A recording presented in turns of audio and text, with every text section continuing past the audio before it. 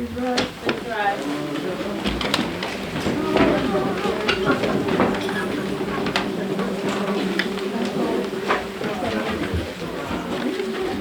Lift every voice and sing, till earth and heaven ring. Ring with the harmony of liberty. Yes. Let our rejoicing rise high as the listening sky. Let it resound loud as the rolling sea. Sing a song.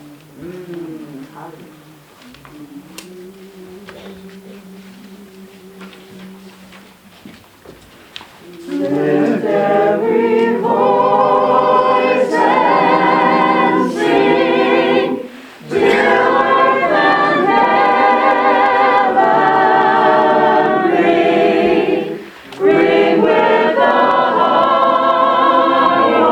Let our rejoicing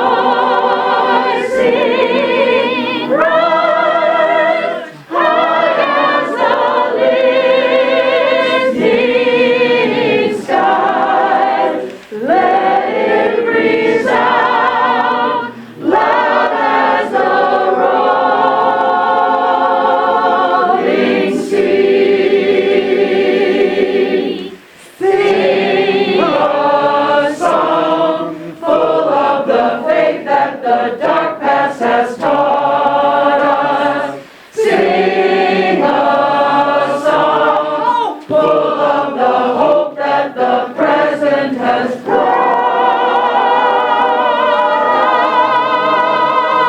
us. Facing the rising sun of our new day begun. Let us march on till victory is won.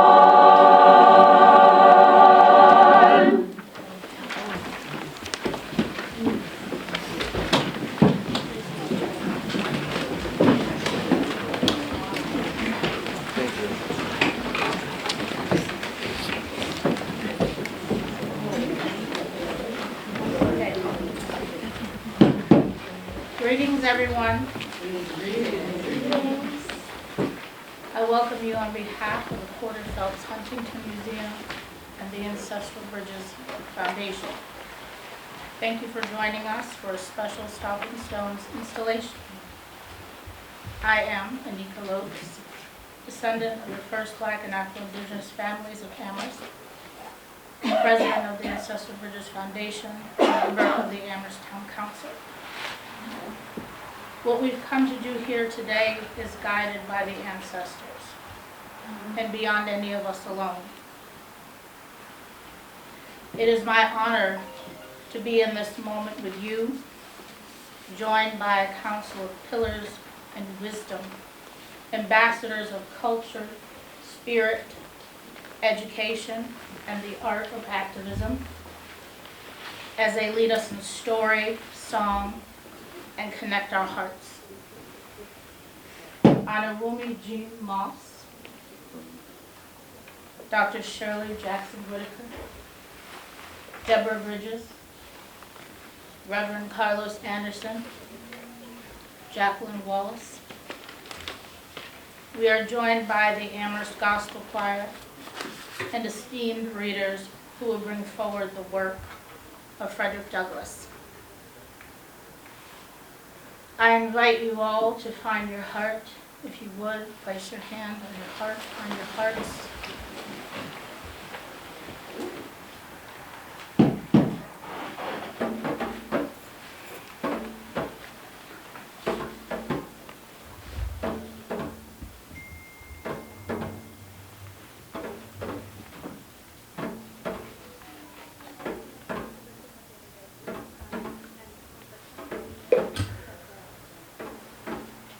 We have come to acknowledge what you know and we have come to acknowledge what we do not know. We have gathered in community to pause and acknowledge that no matter the reason or intention, genocide and enslavement happened here.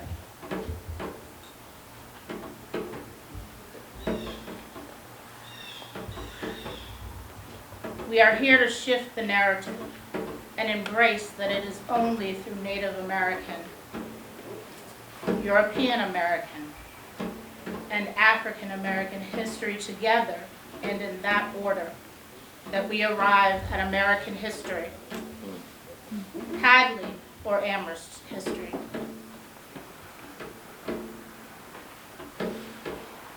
We have come to honor 6 lives,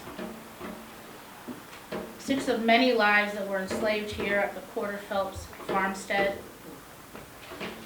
6 lives that represent part of the energy that built this place, 6 lives that labored and never got paid. Energy. 6 lives who invested energy in this space. Energy in sickness, grief, injury, betrayal. Contributions through bondage. Love through bondage. Zebulon Pruitt. Caesar Phelps. Margaret Peg Bowen. Her daughters Rosanna and Phyllis, and granddaughter Phyllis. 6 lives neglected like a fire unattended. But today, we have come to stir the ashes. Ashe.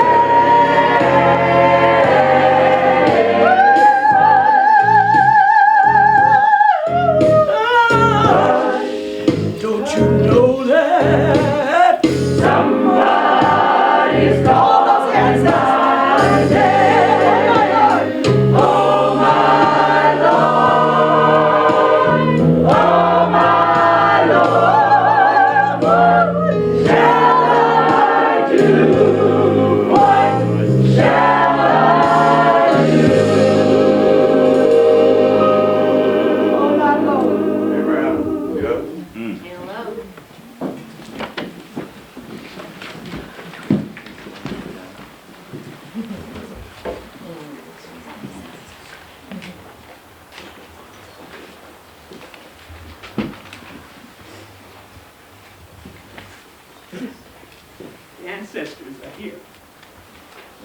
God is here.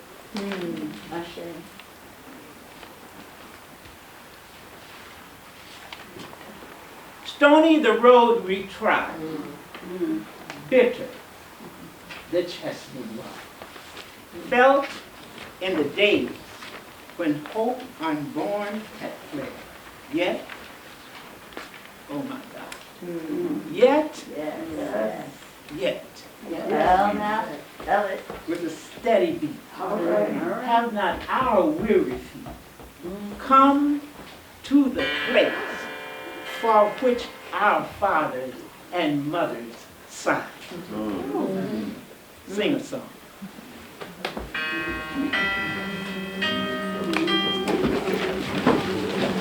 Stony. Stony the road we trod, bitter the chastening rod, felt in the days when unborn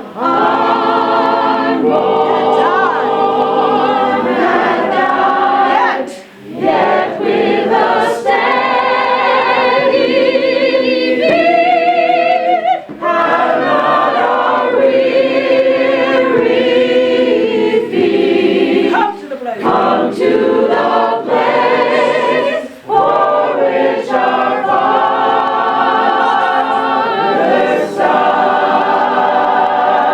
We have come. We have come over a way that with tears has been watered. We have come treading our path through the blood of the slaughter.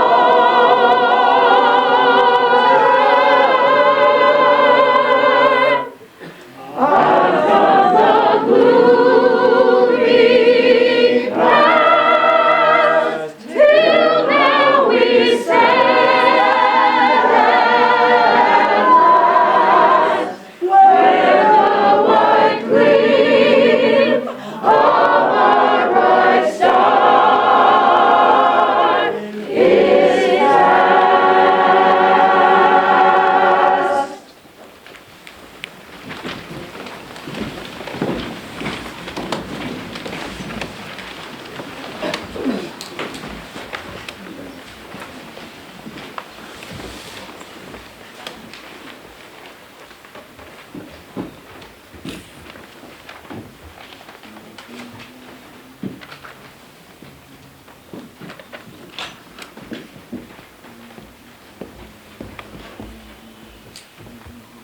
Before they came, before they came,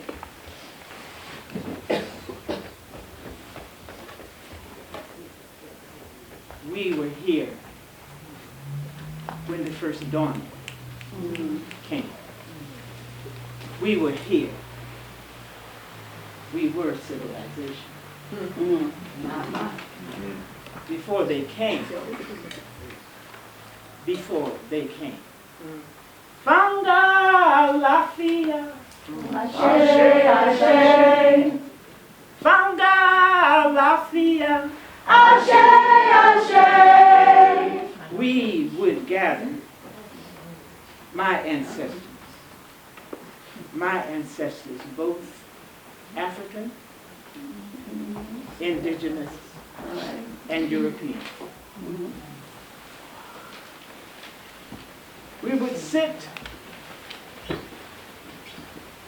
in our villages, my ancestors did, and tell stories, for we were a people who were self-governing. Our stories carried our values, and through our stories, telling them to one another, we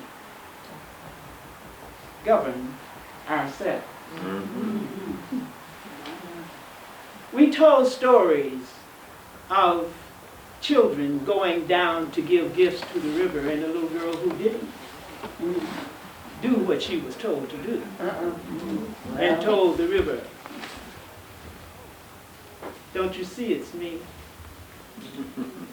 I don't have to give you anything. But you see, the child did not know that the river is life. And if you give life nothing, something happens The birds saw her, and the birds went back and told her family what she had done. Oh, they knew her well. And they thought maybe she was grown up enough to go and give gifts without them being with her, but she wasn't that day. And so they came and brought the river gifts. And the river accepted the gifts, and the little girl went across. When she came back, an elder was sitting waiting for her. It was years later. Years later.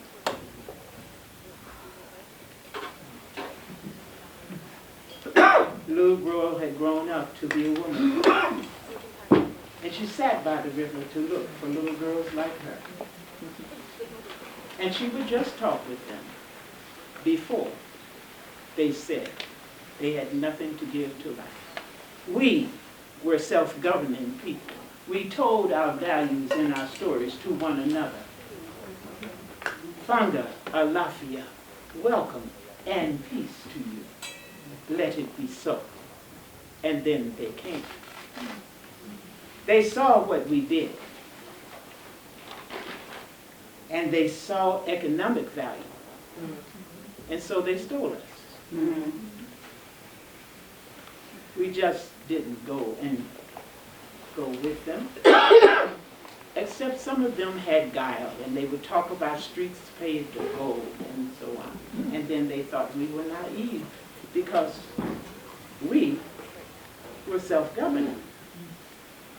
And to the extent possible, we tried not to lie to one another, although we did lose our way sometimes. And so, by God, we were taken. We were stolen. And then we found out that we were not the only ones when we got to these shores. When we got to these shores, the colonies. Massachusetts was the first of the first 3 colonies, the original colonies. There were 13 of them. I won't name all of them for you. But it is important for us to set ourselves today, in 2023, in 1770, in buildings that were rough-hewn, but they were buildings, new homes, in these colonies that were ruled by the British. They came and got us. They came before us and annihilated people because they didn't have a central chief and they thought they were unworthy. And yet they had escaped the same thing that they were setting up for us to do.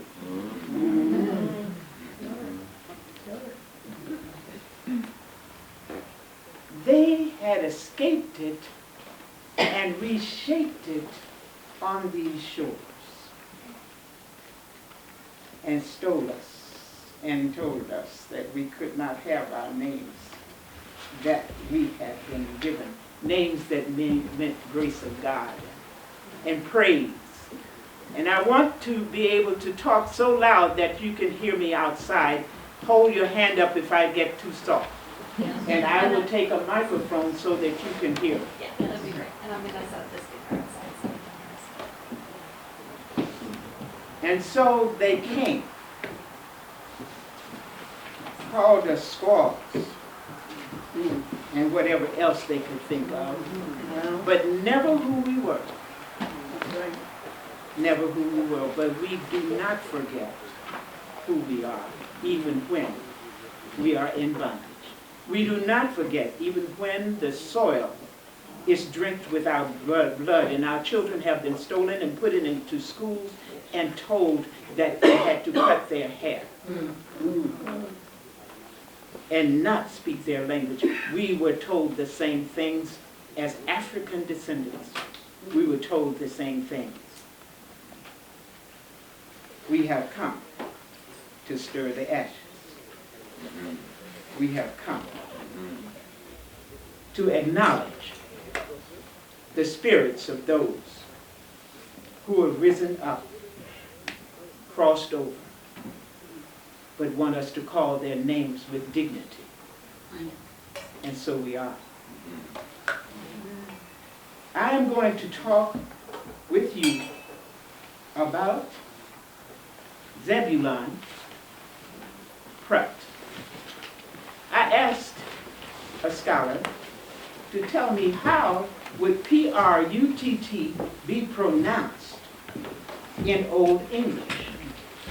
If there is a scholar here and I'm not saying P-R-U-T-T correctly, I now need to be taught. Scholars, Pratt, P-R-U-T-T. Is there anyone here that has another pronunciation for that name? We must learn to look at one another and not make assumptions about who we are. We must look at one another and not make assumptions by who we are. We are flawed, let me say it again, flawed across every human boundary there is. We are flawed. We are. We have come to stir the ashes. And so, I hear nobody say that Pratt is, as far as they know, that far off the pronunciation, and I think. And so, the Pratt family, their names have already been called. The whole family was enslaved here in the colony of Hadley, Massachusetts, in the home of Reverend Chauncey. Well, Reverend Chauncey, when he died, had a will, and he willed the Pratt family of African heritage to his children. He gave in his will Zebulon Pratt to Moses Porter. He gave Caesar Pratt to Josiah. I must correct myself. He gave Zebulon to Jerusa. Jerusa was his daughter. Zebulon was 14 years old. His older brother, Caesar, was in his 30s, right thereabouts. When he gave his children the six children of those parents, whose names I'm not able to say right now, but there was a mother and father. Arthur and Joan. Arthur, and thank you. And see, we're here together to teach one another. We are here together to teach one another. Turn and look at the person you are sitting by right now. No, not fast. Just turn and look at the person you're sitting next to. You can turn either left or right, but just really look at that person. And now turn and look at the other person you're sitting with. You may know them, but do you know their story? No. Do you see? And we are busy keeping that to ourselves, and we must be discreet about ourselves. But we must look at one another. Today I learned the names of a number of young people.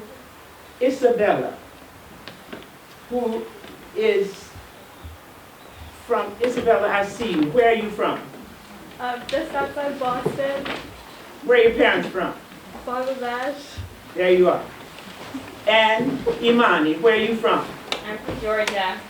And she looks already like she's got to go and do some more work with her history, because she doesn't know which part of Africa or the Caribbean, Barbados or where her great-great-great came from. And she is great. Yes. And Bissau. Where are you from? Nepal. There is Mel. Where's Mel? Yeah, where are you from, baby? I'm from Ghana. From Ghana. There is Rufus. Rufus, where are you from? Hello, I'm from London. Yes. You see? And who else? Just raise your I love it. Albina. Albina is from. Kazakhstan. Say it aloud. I'm from Kazakhstan. Yes. Am I missing anybody now? Have I got everybody? And so we must, please. My neighbor. And where are you from, my love? Nigeria. Nigeria. Onawumi is my name. Onawumi. Yes, yes. And it is Europe. I am from Jackson, Tennessee, raised up in Jim Crow. What was happening in Jim Crow was happening right here in the 1770s. So let's go. So Zebulon is 14 years old when he is sold to Jerusalem. And Jerusalem sells him in 2 months to the Porter-Phelps. Caesar is handled by Josiah. He is sent off to the Revolutionary War in time. It is 76 years until 1776, and we are here in 1700. Zebulon is about 5 feet tall. He is a personable person. I can see him now having a talk show. He was how personable. Well, I can tell you here's how personable he was. He was known throughout Hadley. In fact, when there was a church spire going up, and this was found out after he died. He was 82 years old when he died. After he died, it was found that he was there that day. The town came out. This was a big event. It wasn't but so big of a town. They came out to see the rooster being hatched up on top of the church. I had to go and find out why the rooster was on top of the church. You can't tell me what I can tell you. All right. The rooster was on top of the church because that was one of the many kind of symbols that were used in Europe at that time. There were many different symbols used, and the rooster was one of them. When Zebulon came into that scene, he got up on the rooster that was getting ready to be hoisted. He's 5 feet tall. That tells me that he's not that heavy. So he's on the thing, and as they were lifting it, Zebulon, who had heard folks in church talking, gave the rooster's sound. How does the rooster sound? Keep it going. Keep it going. The rooster will crow 3 times, Christ said to Peter. Well, before. All right. You will deny me 3 times. And Zebulon in code said who he was. Later, he would run away from Porter. Yes, he did. They say he ran away with a squaw. Well, I wish I had known my sister scholar here who got up and let us know things that we don't know and need to know. Because I would have wanted to know, was she Algonquin? Was she Mohican? Was she nipped up? I would have wanted to know that. But they just called her a squaw. And what did they call black women? Anything they wanted to. Well, And it was never complimentary. And so, I have got to get off of here now, but here's, I've got to tell you, and so Zebulon ran away. I don't call it run away. He escaped. well, Self-liberation. Yes, he did. Say that again. Self-liberation. Thank you very much. And he took charge of that and stayed gone 18 months. With a woman that whoever it was, they meant something to one another. Yes, there are sex lives here. And there are scholarly lives here. There's running here. Zebulon was so awesome in his thinking of preparing himself to self-liberate that he had clothes. Let me just read a little of it to you. Runaway from widow Elizabeth Porter. That should be Elizabeth Pitkin Porter, who was a shrewd white woman. She ran this place after her husband went off to war and was killed. He ran away, and here's how she described him. Complexion was whitish. Now, does that mean that he looked like Mahomes, who is the quarterback? Does it mean it looks like Seth Curry? Yeah, but I just wonder. You know, looking at folks and know that somebody jumped their bones, and you just gonna say what? Boy, was good looking though. And he was a merchandiser. He took so many clothes with him that they put it in this announcement so you could have it. Because he was going to sell some stuff so he could have some money. He wasn't cheap. You go with him on a date, he's paid. Okay. They brought him back and gave him to some little somebody. Oliver Warner went looking for him, and Oliver had something in mind, and he went ahead and acted like he had something in mind. He wanted Zebulon, but he really wanted to lift himself up in society. And so the widow, Elizabeth Pitkin Porter, was very grateful. You understand what I'm saying? Yeah. Mm-hmm. Guile is everywhere here.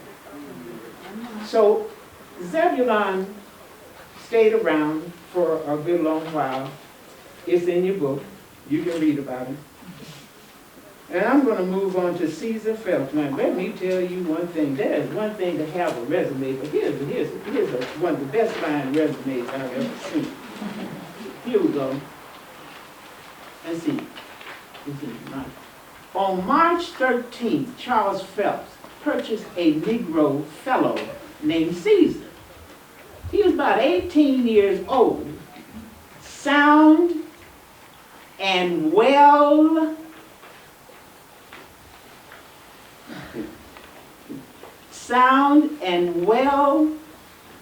let me see what this here says. Sound and well. In every part. Yes, he was.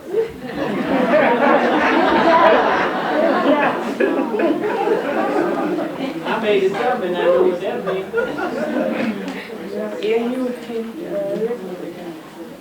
Charles Phelps was into having good things. All kinds of good things. And so he bought it. Now, young Elizabeth, she's now 25 years old. Because Elizabeth Pitkin Porter and Moses Porter had one child. And she was named, like most girls would be named, and boys would be named right after their parents. She was named after her mother. And so she's young. young lady.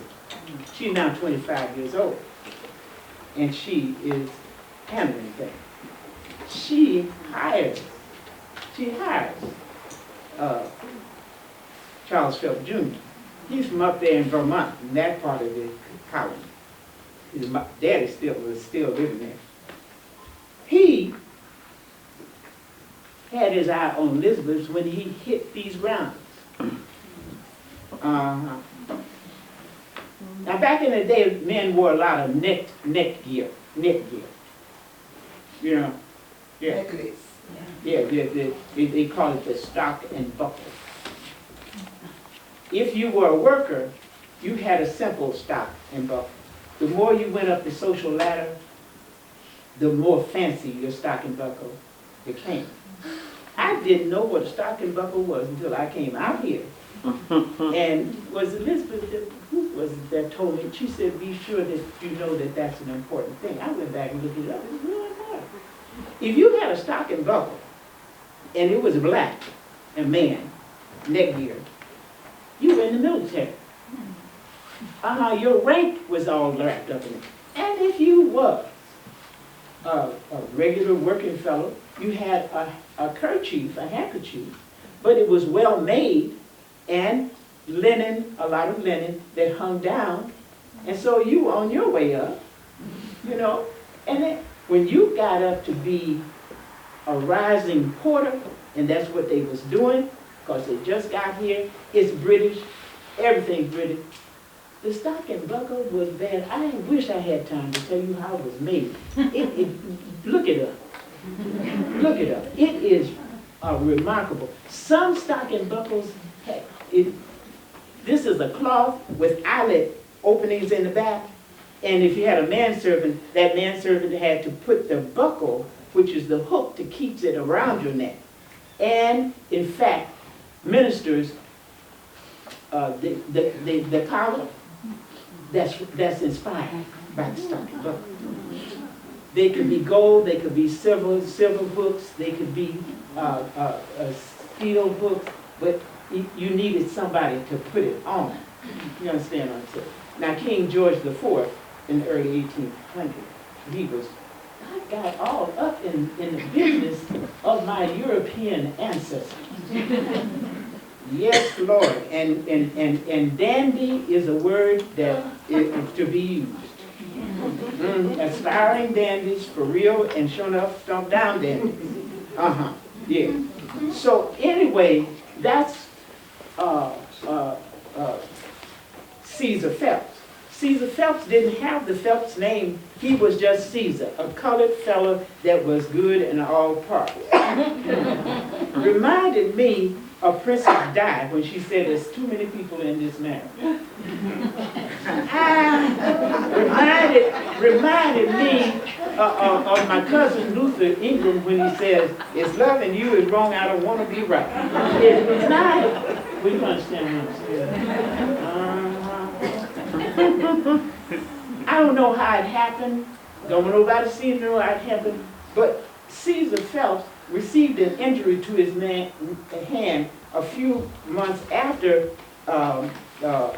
Charles Phelps had taken him, Charles Phelps Jr. had taken him to sell him. He took him out on a Wednesday. They stayed overnight. He came back on the Thursday and said, I couldn't do it.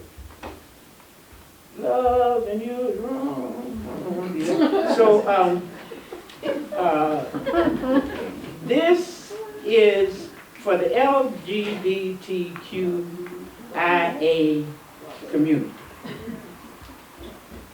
All y'all that thought they just grew up here lately, they came here with the rest of us. And they are us. And we are they. Don't be sitting here talking about, don't do it.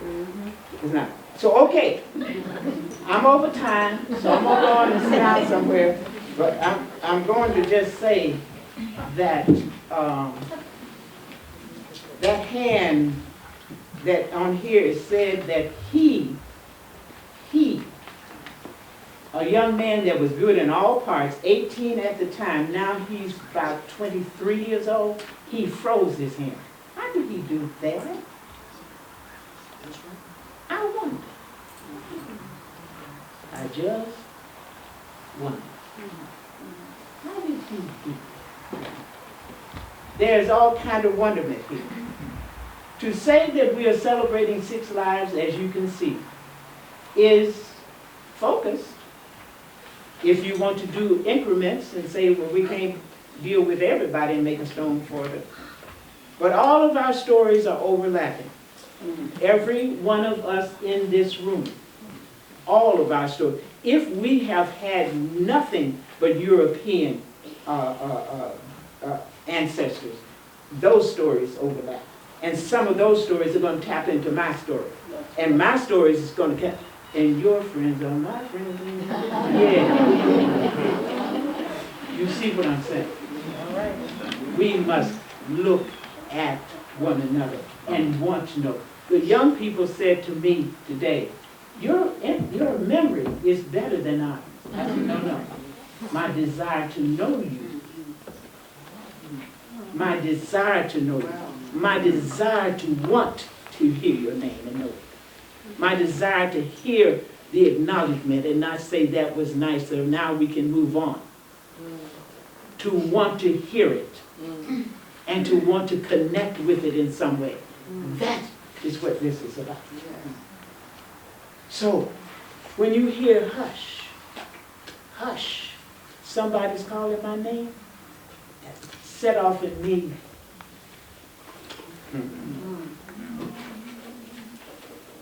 Soon one morning, death come creeping in my room. Soon one morning, well, death came creeping in my room. Well, my Lord, well, my Lord, what shall I do? What shall I do? And I say, hush, children, hush. Somebody's calling your name. Whoa, hush, children, hush.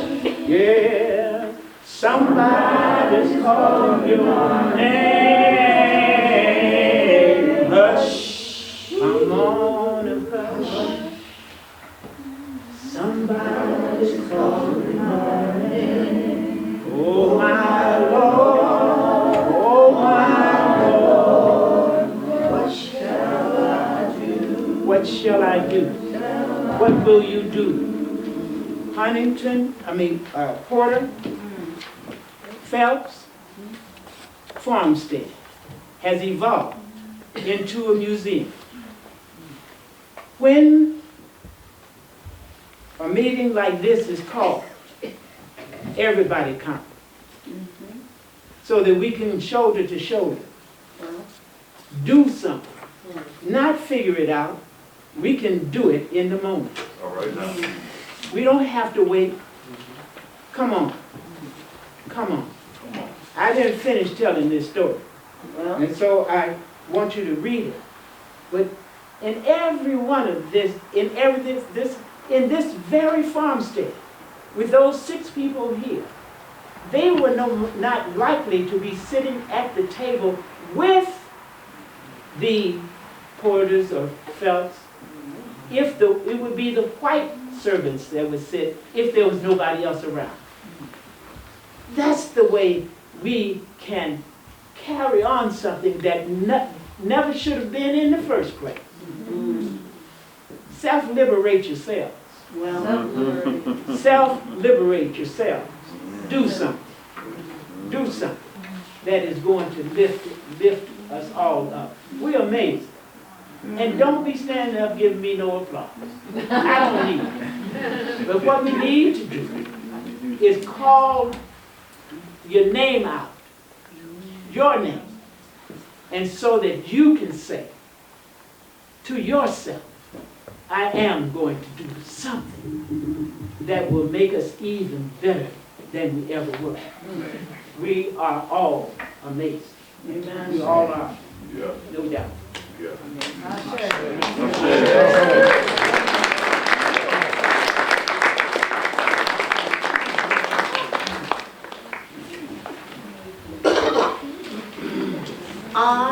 am owned. I own nothing. I have nothing. Margaret Peg Bowen. Speak her name. Please remember my name.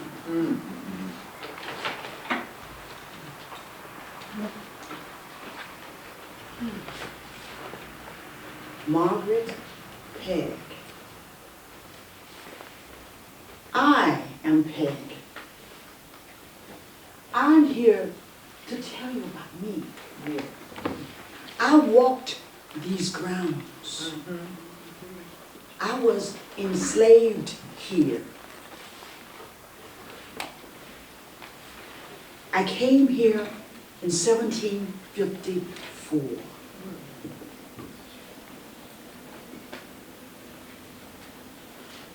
I am owned.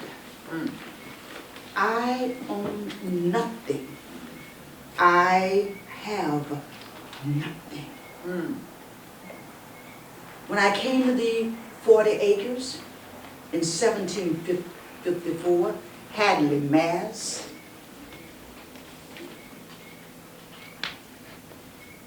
my name, my father called me Peg. He thought it signified that I was good at holding things together. I often wonder, when they took me away from him and my mother, what pain he felt. That his peg was no longer there to hold them together. I came here, I knew that I would never have a dream. I was a slave. I could not think of tomorrow. I could not focus on tomorrow because somebody else determined my tomorrow. I am owned. I own nothing. I have nothing. I was 12 years old when I came here. 12. I was expected to wash, go to the lake, the river, and bring water and put it in a black pot and heat it up with wood to wash clothes. I used a lye to scrub the floors. I was expected to keep a little young girl, Elizabeth, was just 4 or 5 years younger than me. One thing I did do, I remember my mother cooking. And I had to cook and prepare things for the slaves. This 40 acres, wasn't no 40 acres. It was 600 and some acres. A lot of land. And that meant there was a lot of slaves around here, just like me. And there was, when you go someplace out in the fields, sometimes, I would prepare, I would take a can, and I would prepare, and I would put some ash bread.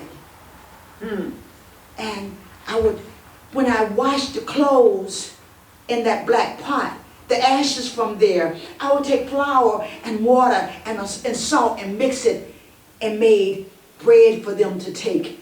Because they would leave like 6 o'clock in the morning, don't come back to night, and they often did not have food.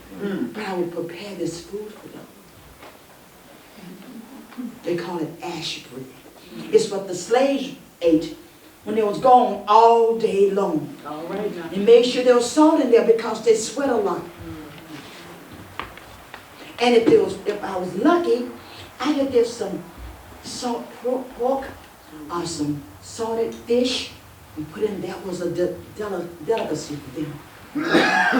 And then I would find a jar and put some water in there, because they were a long way from water sometimes. And I wanted them to have water. And I wanted to do a special because I wanted them to know that somebody cared for them. When I made that ash cake for them and put it in a little bucket for them to take all day, when they got ready to eat it, I wanted them to know somebody thought about them. Because if not, they would be hungry. And they worked hard. Hadley, tobacco. If you never worked in tobacco, let me tell you, it doesn't grow on the trees. It's open, sun, dirt, and it's sticky. And that tobacco you in your hand is sticky. And if you ate and touched it, it's a horrible taste. So as a 12-year-old, I made sure they had something. And I usually put a piece of cloth in it so if they could wipe their hands off a little bit. But I was doing all this and I was 12 years old. And when around 13 or 14, they loaned me out to someone else to take the place of someone who, one of the slaves had a baby. So they loaned me out to go and take her place and help her with her delivery and her baby. I'm 14. I don't know which way is up. I'm not going to help somebody with a baby. I never had a baby. My mama knew what to do, but my mama wasn't here. But not only did I have to help, but I had to take over whatever she did in that other house. And then come back to try to do something in the house that I was in. And then at the end of the day, I would crawl up into the attic and you'll see it gets pretty hot here. So that's where I would sleep. I would crawl up there at night in that attic. And I lay on the hard floor on the pallet. And if you know Massachusetts, in the 1700s, it was snowing. Now we don't, the snow that I had to deal with that room, you can look through the spaces in this building. Yes. So I was cold at night, and I was hot during the summer. Go on now. Tell it. I wanted my mama. Yes. I did not have my mama. Some of the ladies and some of the other slaves tried to help me. They could see I was sad. But I had work to do. And it was not accepted that I didn't do what I had to do all day long. Tell it, baby. I was fortunate that there were people, the slaves, who did try to help me. But it was tough. When I was 19, in 1761, I had my baby. Her name was Rosanna, but I call her Rose. Because when the first thing I saw when I peeked through the window, I saw a rose. And I felt that was a sign that I should call her Rose. And the first thing I did for her was what my mother did for me.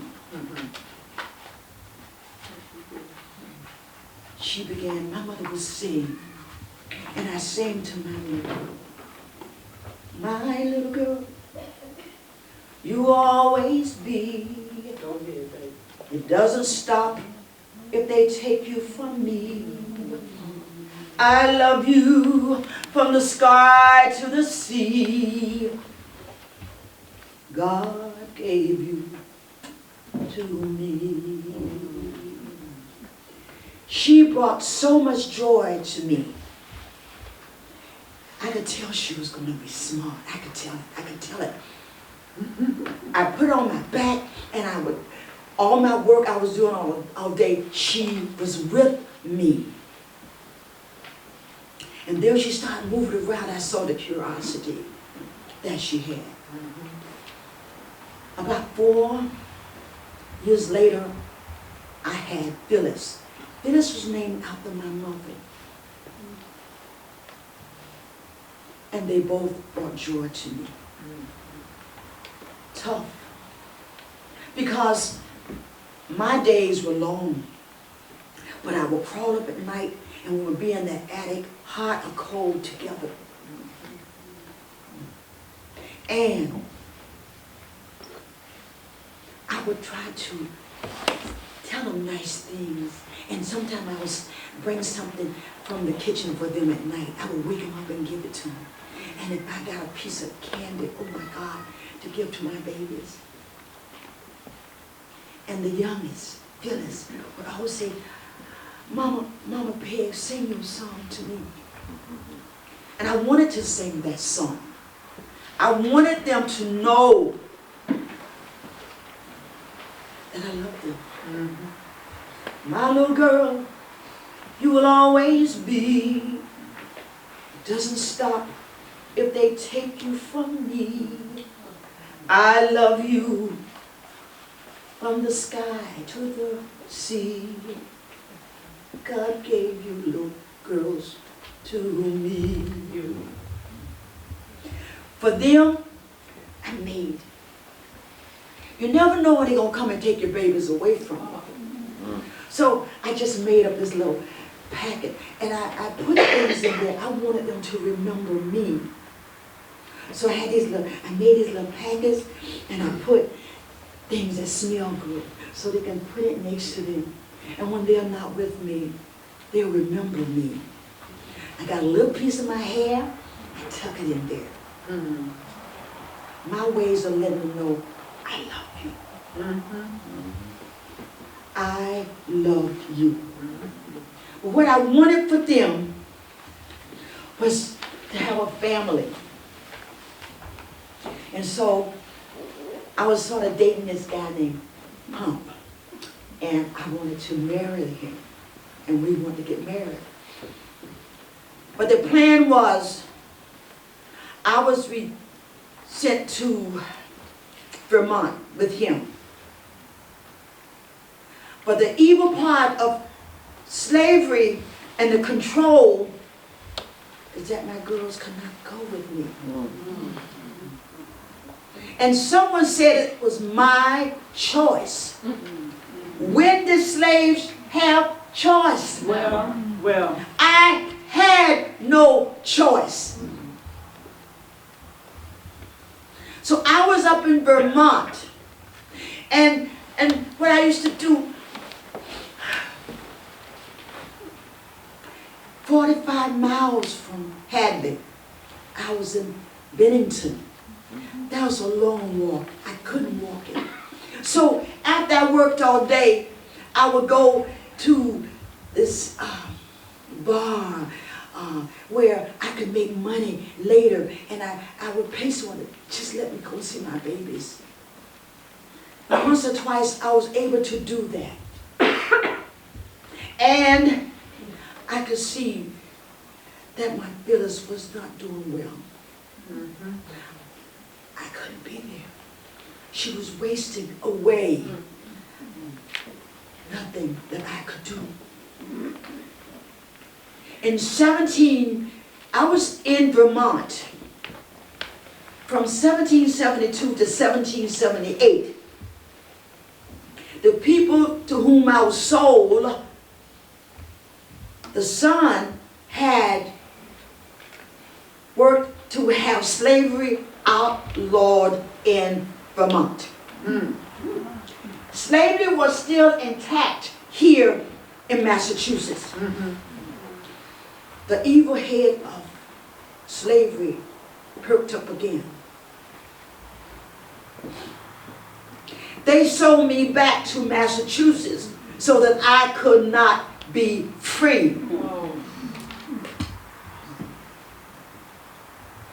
While I was gone from 1777 to from 1777 1772 to 1778, the wind of death and life came through Hadley to my family. My Rose at 14 had a baby. I wasn't there. And my Phyllis, who had been sick, died. I was not here. Rose named the baby after her sister who had died within 3 days of her baby being born. She named that child Phyllis. So when I returned here,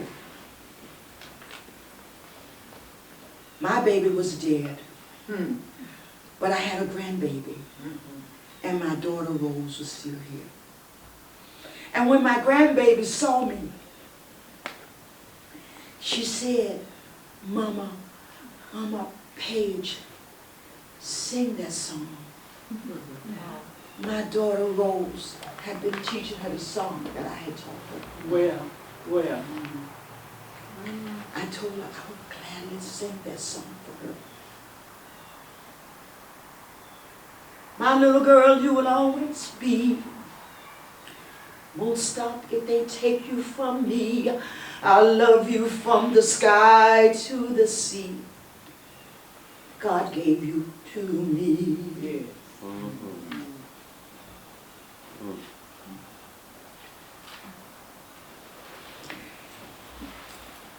After I came back, 3 years after I came back, I've been gone for 6, came back, my granddaughter was here, and so was Rose. But Rose now was looking sick. She wasn't doing well. And Rose died. I lost my other daughter. In 1781. I had enough. 1782, enough. I left. I took my freedom. Because that freedom I had in Vermont, I figured was still mine. All right now. That's right. The plantation owners were not too happy with me. But I deserved that freedom. And I left. I was not allowed to take my grandchild. I returned 1783, April. And Phyllis was in this box. They used it, they said, when you're sick, they put you in this box and they sort of took care of you in that box. To me, it reminded me of places you put dead people. Well. So I took Phyllis, my little Phyllis, and April and then into May, I was there with her, just rocking. And she gripped my dress and she says, Mama Peg, sing your song. Sing your song to me. And as I rocked her, I sang that song. Little girl, you would always be. It doesn't matter if they take you from me. I love you from the sky to the sea. God gave you to me. La da da da da da da da da. Girl, go. La la la la Yes. la la la. Yes. La la la la la. God gave you to me. Well. Phyllis closed her eyes and died in my arms. When they put her in the ground, the little free package, the freedom, I call it the freedom package, just to hope that she would be free. And I put that with her. Because now, all my children who had lived through slavery were now free. Phyllis 1, Phyllis 2, and Rose were free. I stayed in this area, in Hadley. The Black African community is also so supportive of me. This couple, the Ways, Walter and Margaret, allowed me to stay with them until the wind of death came and took me away. Now with my children I will be. Oh, right now. Now I know we all are free. Oh. God gave you to me, so now we together will be. No one can take that from me, the love that they gave to me. I know my soul is free. Yeah. I'm with all of my babies. Speak her name. Speak my name. Margaret Peg Bowen. Margaret Peg Bowen. Margaret Peg Bowen. Margaret Peg Bowen. Speak my name. Call my name. Call my name. I thank you.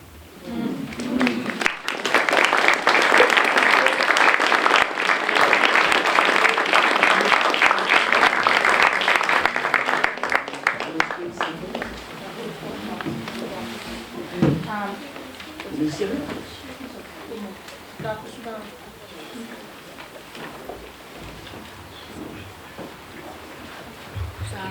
We'll call it.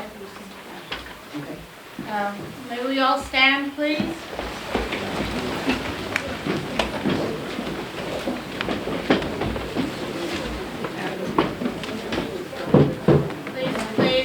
Please. Amherst is in the building, and so is much of the valley. And right now, we are here to take a moment and pay homage to Dr. Demetria Shabazz, who is with our ancestors.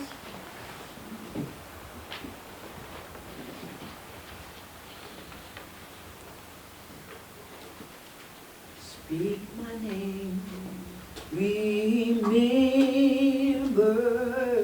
me, please remember me, oh Lord, please remember me, please remember me, please remember me, oh Lord, please remember me.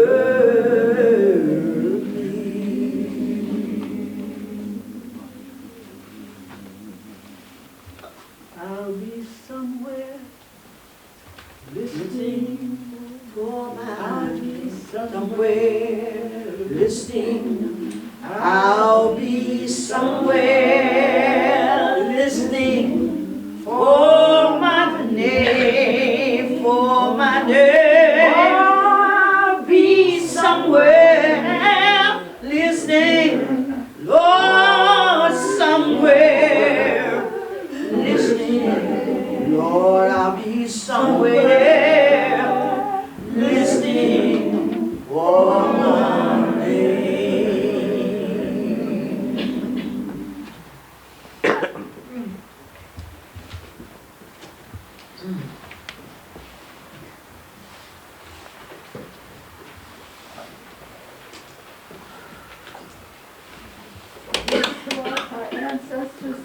to us, ancestors, indigenous, African, European.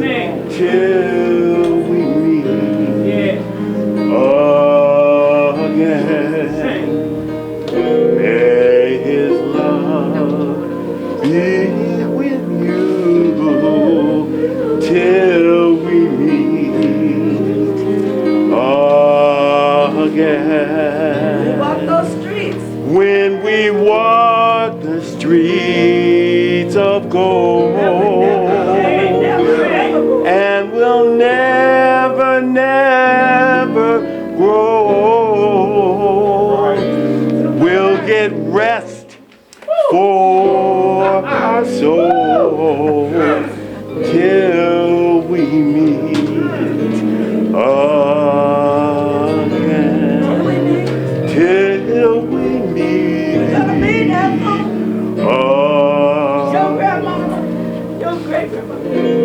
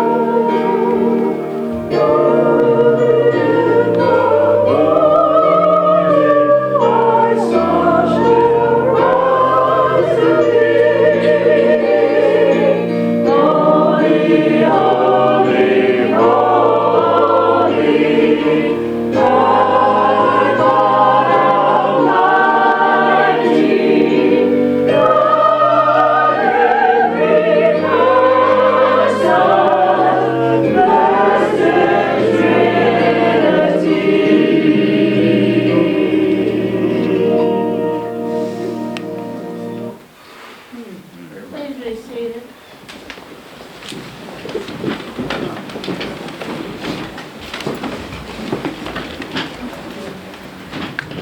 Reading Frederick Douglass together.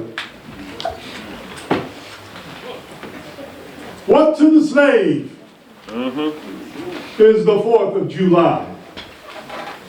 Frederick Douglass, July 5th, 1852. Mr. President, friends, and fellow citizens, the task before me is one which requires much previous thought and study for its proper performance. The papers and placards say that I am to deliver a 4th of July oration. This certainly sounds large and out of the common way. The fact is, ladies and gentlemen, the distance between this platform and the slave plantation from which I escaped is considerable. And the difficulties to be overcome in getting from the latter to the former are by no means slight. That I am here today is to me a matter of astonishment as well as of gratitude.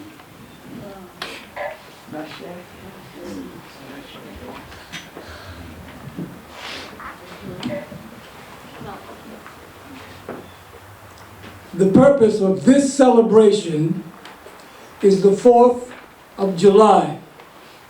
It is the birthday of your national independence and of your political freedom.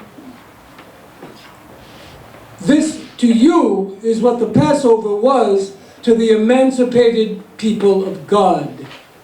It carries your minds back to the day and to the act of your great deliverance.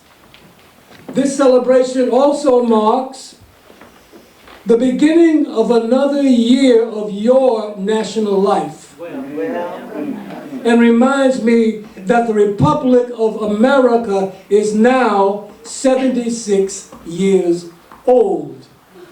I am glad, fellow citizens, that your nation is so young. I repeat, I am glad this is so. There is hope in the thought, and hope is much needed under the dark clouds which lower above the horizon. Fellow citizens. Fellow citizens, the simple story is that 76 years ago, the people of this country were British subjects under the British Crown. England, as the fatherland, although a considerable distance from your home, imposed in the exercise of its parental prerogatives upon its colonial children such restraints, burdens, and limitations as, in its mature judgment, it is deemed wise, right, and proper. But your fathers presumed to differ from the home government in respect to the wisdom and the justice of some of those burdens and restraints.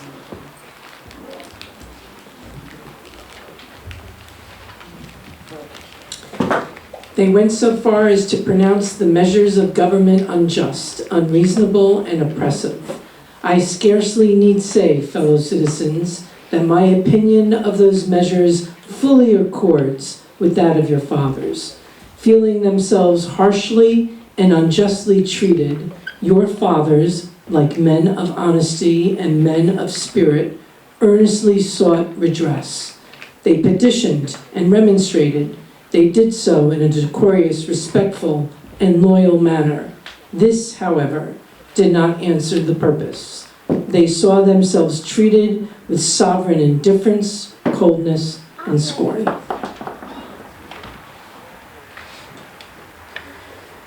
Oppression Oppression makes the wise man mad. Your fathers became restive under this treatment. They felt themselves the victims of grievous wrongs. With brave men, there's always a remedy for oppression. Just here, the idea of a total separation of the colonies from the crown was born. It was a startling idea, much more so than we, at this distance of time, regard it. The timid and the prudent of that day were, of course, shocked and alarmed by it. Their oppression to the then dangerous thought was earnest and powerful, but amid all their terror, the alarming and revolutionary idea moved on, and the country with it. On the 2nd of July, 1776, the old Continental Congress, to the dismay of the lovers of ease and the worshippers of property, clothed that dreadful idea with all the authority of national sanction. They did so in the form of a resolution, resolved that these united colonies are, and of right, ought to be free and independent states. Citizens, your fathers made that resolution. They succeeded, and today you reap the fruits of their success. The freedom gained is yours, and you, therefore, may properly celebrate this anniversary. The 4th of July is the first great fact in your nation's history, the very ring bolt in the chain of your yet undeveloped destiny. Fellow citizens, I am not wanting in respect for the fathers of this republic. The signers of the Declaration of Independence were brave. They were brave men, and for the good they did and the principles they contended for, I will unite with you to honor their memory. They were peace men, but they preferred revolution to peaceful submission to bondage. They were quiet men, but they did not shrink from agitating against oppression. They showed forbearance, but they knew its limits. They believed in order, but not in the order of tyranny. With them, nothing was settled that was not right. With them, justice, liberty, and humanity were final, not slavery and oppression. You may well cherish the memory of such men. They were great in their day and generation.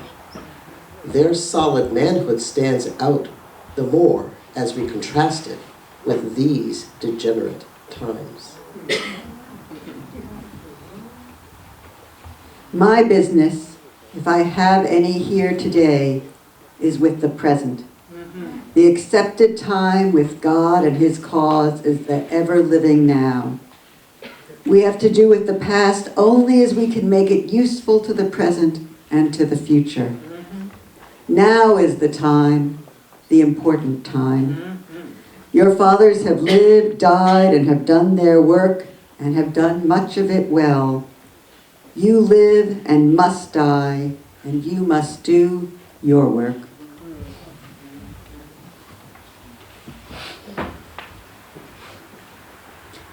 Fellow citizens, pardon me. Allow me to ask, why am I called upon to speak here today? What have I, or those I represent, to do with your national independence? Are the great principles of political freedom and of natural justice embodied in that Declaration of Independence remembered to us, extended to us? And am I, therefore, called upon to bring our humble offering to the national altar and express devout gratitude for the blessing resulting from your independence. To us.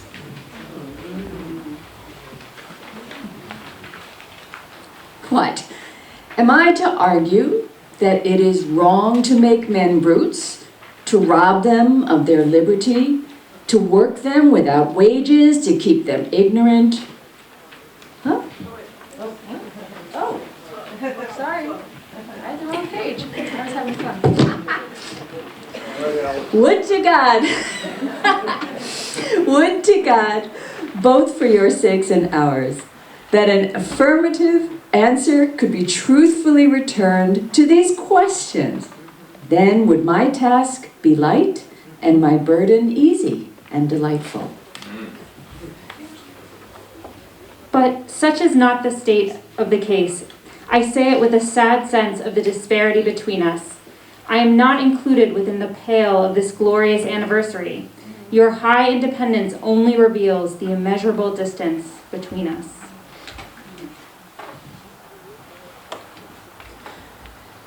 The blessings in which you, this day, rejoice are not enjoyed in common.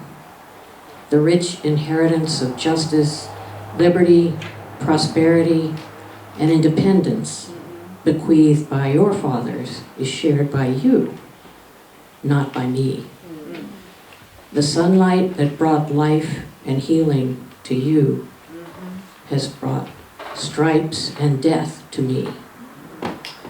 This 4th of July is yours, not mine. You may rejoice. I must mourn. Do you mean, citizens, to mock me by asking me to speak today?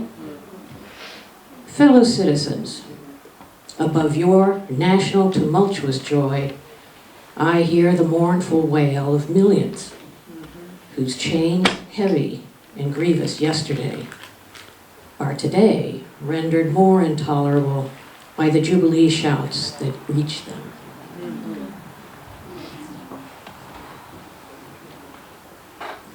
My subject, then fellow citizens, is American slavery. I shall see this day from the slave's point of view. Standing here, identified with the American bondman, making his wrongs mine, I do not hesitate to declare with all my soul that the character and conduct of this nation never looked blacker to me than on this 4th of July. Whether we turn to the declarations of the past or to the professions of the present, the conduct of the nation seems equally hideous and revolting. America is false to the past, false to the present, and solemnly binds herself to be false to the future. Standing with God and the crushed and bleeding slave, I will dare to call in question and to denounce, with all the emphasis I can command, everything that serves to perpetuate slavery, the great sin and shame of America. I will not equivocate, I will not excuse. I will use the severest language I can command, and yet not one word shall escape me that any man whose judgment is not blinded by prejudice or who is not at heart a slaveholder shall not confess to be right and just. Amen. I fancy I hear someone of my audience say, it is just in this circumstance that you and your brother abolitionists fail to make a favorable impression on the public mind. Would you argue more and denounce less? Would you persuade more and rebuke less? Your cause would be much more likely to succeed.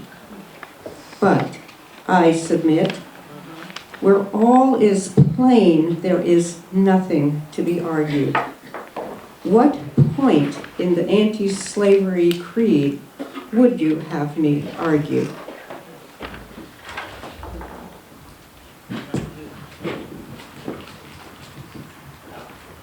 I undertake undertake to prove that the slave is a man? The slaveholders themselves acknowledge that in the enactment of laws for their government, Southern statute books are covered with enactments forbidding under severe fines and penalties the teaching of the slave to read or to write. When you can point to any such laws in reference to the beasts of the field, then I may consent to argue the manhood of the slave.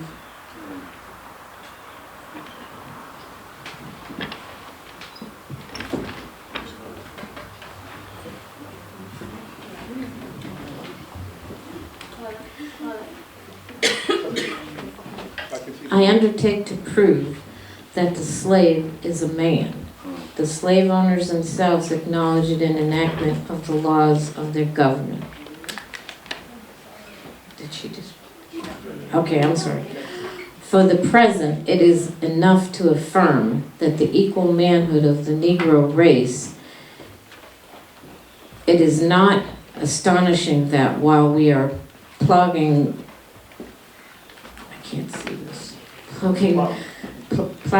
planting and reaping, using all kinds of mechanical tools, erecting houses, constructing bridges, building ships, working in metals of brass, iron, copper, silver, and gold, that while we are reading, writing, and ciphering, acting as clerks, merchants, and secretaries, having among us lawyers, doctors, ministers, poets, authors, editors, orators, and teachers, that while we are engaged in all manner of enterprises common to other men, digging gold in California, capturing the whale in the Pacific, feeding sheep and cattle on the hillside, living, moving, acting, thinking, planning, living in families as husbands, wives, and children, and above all, confessing and worshiping the Christian's God, and looking hopefully for life and immortality beyond the grave. We are called upon to prove that we are men.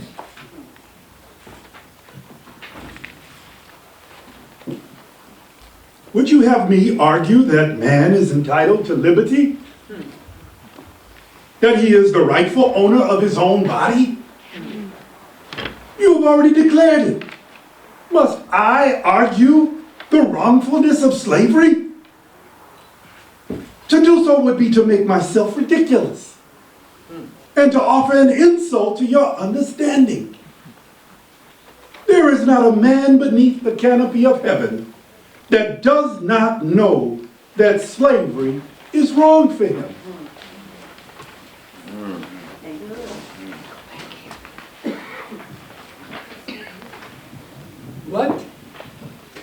What? Am I to argue that it is wrong to make men brutes, to rob them of their liberty, to work them without wages, to keep them ignorant of their relations to their fellow men, to beat them with sticks, to flay their flesh with the lash, to lead them, to load their limbs with irons, to hunt them with dogs, to sell them at auction, to sunder their families, to knock out their teeth, to burn their flesh, to starve them into obedience and submission to their masters? Must I argue that a system thus marked with blood and stained with pollution is wrong? No, I will not. I have better employments for my time and strength than such arguments would imply.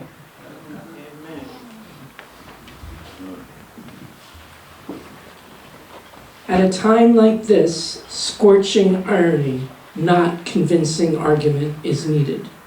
Oh, had I the ability and could I reach the nation's ear, I would today pour out a fiery stream of biting ridicule, blasting reproach, withering sarcasm, and stern rebuke. For it is not light that is needed, but fire. It is not the gentle shower, but thunder. We need the storm, the whirlwind, and the earthquake. The conscience of the nation must be roused. The hypocrisy of the nation must be exposed, and its crimes against God and man and woman must be proclaimed and denounced. I like that adaptation.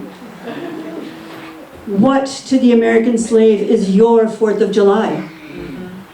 I answer, a day that reveals to him, more than all other days of the year, the gross injustice and cruelty to which he is the constant victim. There is not a nation on the earth guilty of practices more shocking and bloody than are the people of these United States. Go where you may, search where you will, search out every abuse. And when you have found the last, lay your facts by the side of the everyday practices of this nation. And you will say with me that for revolting barbarity and shameless hypocrisy, America reigns without a rival.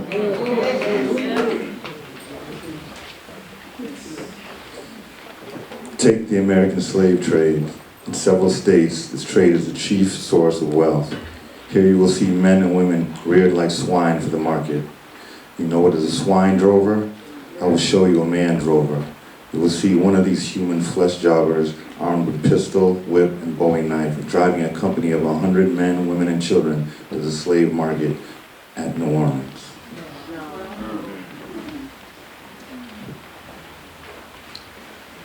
Mark the sad procession as it moves wearily along, and the inhuman wretch who drives them. There see the old man, with locks thinned and gray. Cast one glance, if you please, upon that young mother whose shoulders are bare to the scorching sun, her briny tears falling on the brow of the babe in her arms. See, too, that the girl of 13, weeping, yes, weeping, as she thinks of the mother from whom she has been torn. Suddenly, you hear a quick snap, like the discharge of a rifle. The fetters clank, and the chain rattles. Your ears are saluted with a scream that seems to have torn its way to the center of your soul. The crack you heard was the sound of the slave whip. The scream you heard was from the woman you saw with the babe. Her speed had faltered under the weight of her child and her chains. That gash on her shoulders tells her to move on. Follow the drove to New Orleans. Attend the auction. See men examined like horses. See the forms of women rudely and brutally exposed to the shocking gaze of American slave buyers. See this drove sold and separated forever. And never forget the deep, sad sobs that arose from that scattered multitude.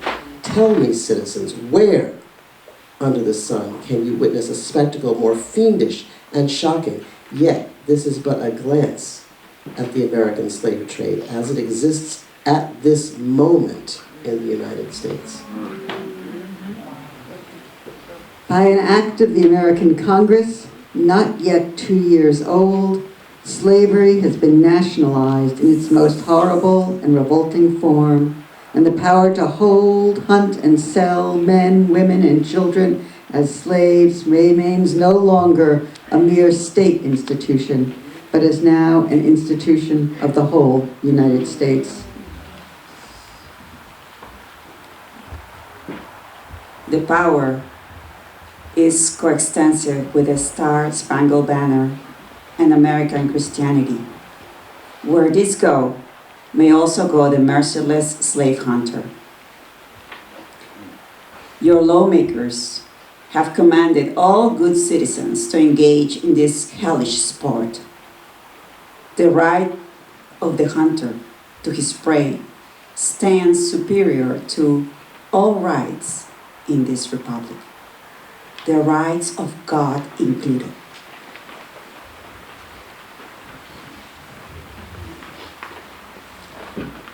An American judge gets $10 for every victim he consigns to slavery, and $5 when he fails to do so.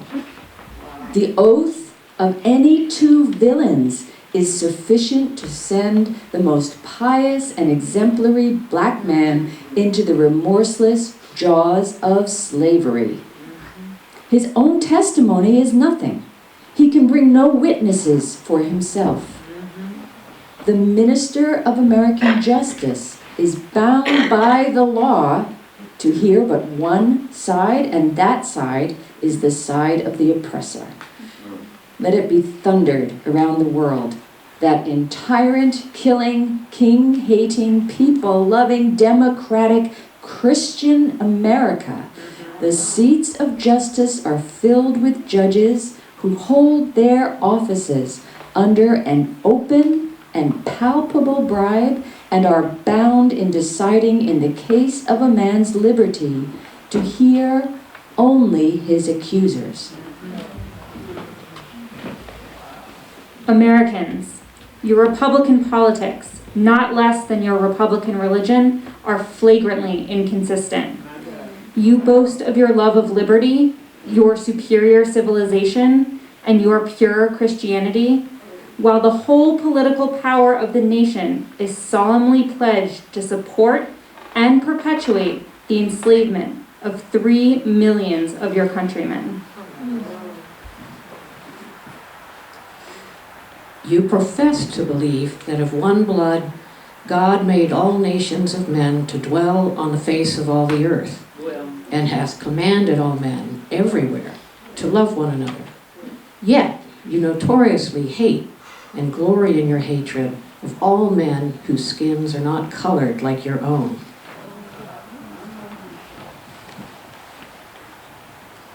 You declare before the world, and are understood by the world to declare, that you hold these truths to be self-evident, that all men and women and children are created equal, and are endowed by their Creator with certain inalienable rights, and that among these are life, liberty, and the pursuit of happiness.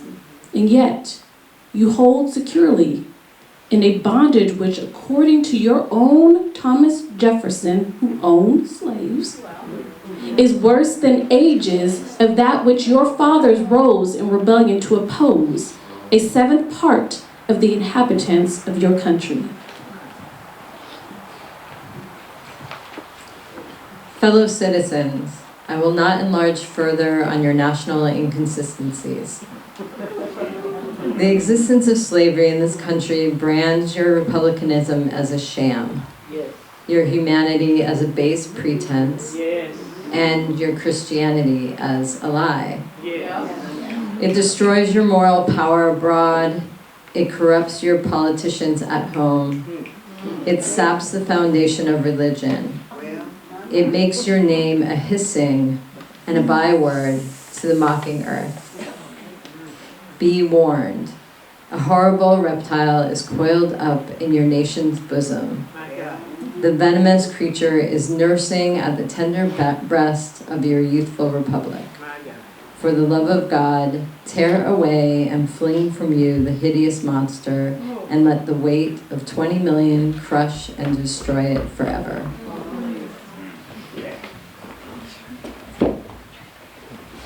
Allow me to say in conclusion, notwithstanding the dark picture I have this day presented of the state of the nation, I do not despair of this country. There are forces in operation which must inevitably work the downfall of slavery. I therefore leave off where I began, with hope, while drawing encouragement from the Declaration of Independence, the great principles it contains, and the genius of American institution. My spirit is cheered by the obvious tendencies of the age. In the fervent aspirations of William Lloyd Garrison, I say, and let every heart join in saying it all, God see the day when new blood shall cease to flow. And every bond awakening to one brother, and each turn for people good, not blow for blow. That day will come, all music's end, and change into a faithful friend, each foe. Ashe.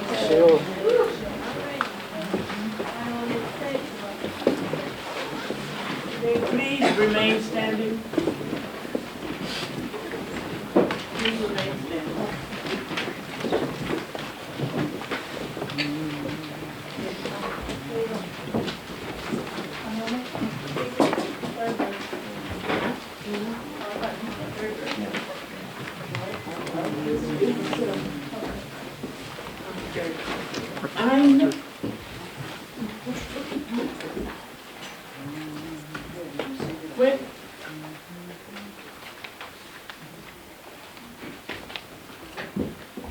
We have just read something that needs to sink down in us. Just let it settle. Just let it settle. We have just heard power spoken to us, for us.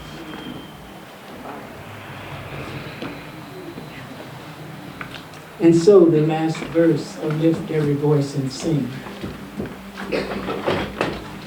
God of our weary years, God of our silent tears, Thou who hast brought us thus far on the way, Thou who hast by Thy might led us into the light, keep us forever in the path we pray.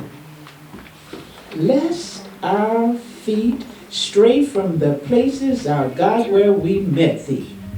Lest our hearts, drunk with the wine of the world, we forget Thee.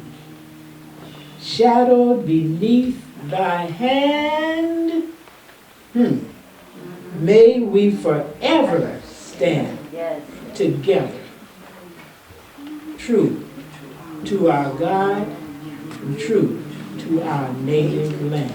Sing a song.